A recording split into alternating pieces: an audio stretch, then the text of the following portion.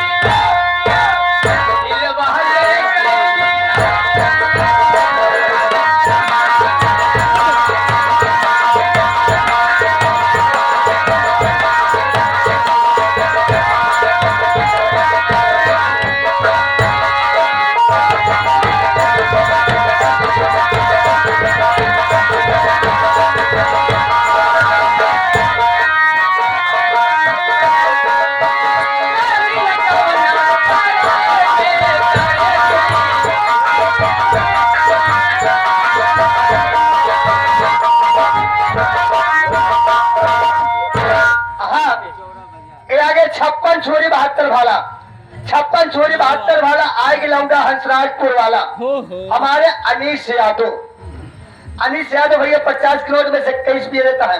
कहता प्यार झुकता नहीं है, प्यार झुकता नहीं है और अनीश यादव का दूध कभी चुकता नहीं है।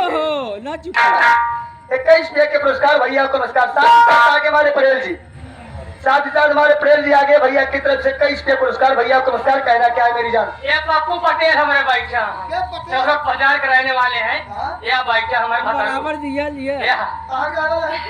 पप्पू पटेल। चलो बाजार